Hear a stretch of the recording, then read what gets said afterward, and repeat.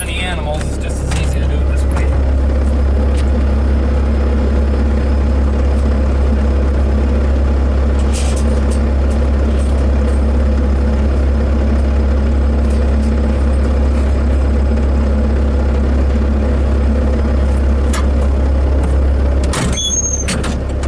As you can see, they're all patiently waiting. They won't cross the gate. They know it's hot now.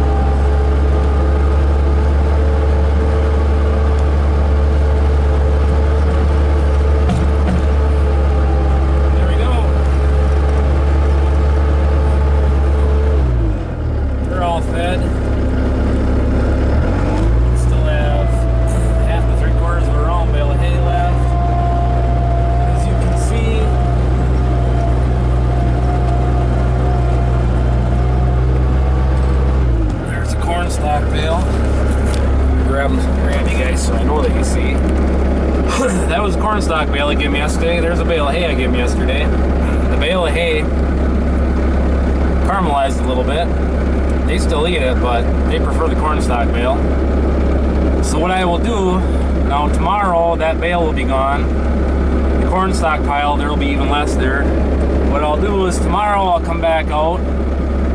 I'll give them their corn silage, then I'll go get a bale of hay, and I'll move it down about 30-40 feet. Give them the bale of hay, then I'll go back, get a corn stalk bale, and then do the same, go down about 40 feet, give them the corn stalk bale. And then I'll come back here with the bale spears, and I'll scatter this out the best I can. And then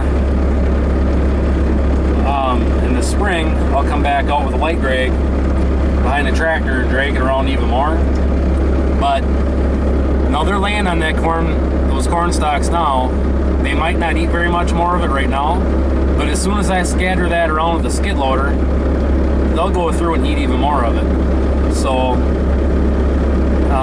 but now that's why I traded baling for corn stalk bales. You guys saw that I made 62 bales of my own, and then I got another 60 bales for my buddy. Basically, so I can feed a bale of corn stalks out here every other day to get me through 120 days, which won't get me the whole winter. But with what I have left over with my bales, they'll get me through the whole winter. And then they eat what they want. Whatever they don't eat will get scattered back out. It's just it's fertilizer going back on the field. And then the same with the hay. And I don't always feed their hay in a round bale feeder. Normally I would just unroll it and let them eat what they want and then lay on what they don't want. And then it helps build the fertility in the soil, you know, whatever they don't eat. But this year, being I'm trying to go every other day, I'm using the round bale ring just to kind of, you know, make the hay last longer. But there will be some there they won't eat, and I'll scatter it out. And the same with the corn stalks. So, in my opinion, or my whole thinking is, I'd rather buy feed than buy fertilizer if I can. So, and really, when you can trade, might as well trade. You know, being I traded baling for corn stalks. That's a pretty easy way to get fertilizer.